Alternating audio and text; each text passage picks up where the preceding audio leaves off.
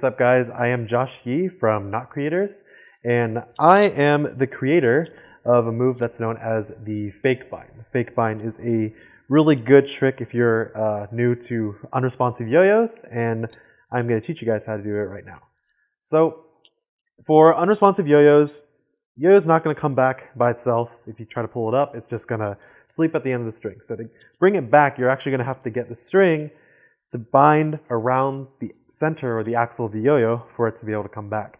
There's a couple ways to do this, but what is most effective that I found is this fake bind. So the way the fake bind works is if you're in a basic front throw, you're going to mount the yo-yo onto the string from the front.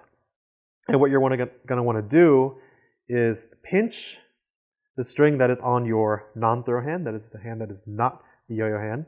And what you're going to do is pinch, and you want the yo-yo to start rolling towards your non-throw hand. So the way to do that is to pull up with your throw hand while pinching. What this is going to do is going to allow the string to start wrapping around the center, and it'll cause the yo-yo to come back up. So again, from the front, pinch the string, raise the free hand up while letting the yo-yo move towards your, yo-yo hand, and letting the yo-yo roll towards your free hand. And then let go when you start to feel that tug. Just like that.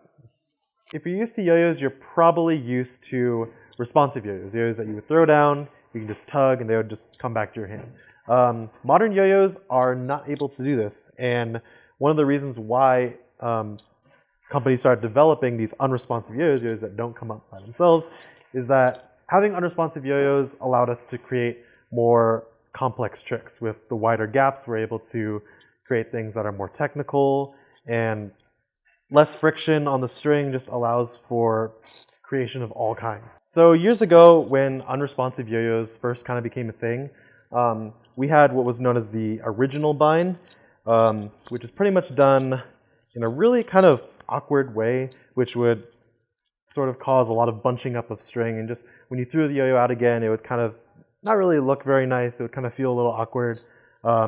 So the more modern bind, or the fake bind, allows a cleaner return, as well as being able to throw the yo-yo back out again without having a lot of bunched up string that we had in the original bind that we used to do.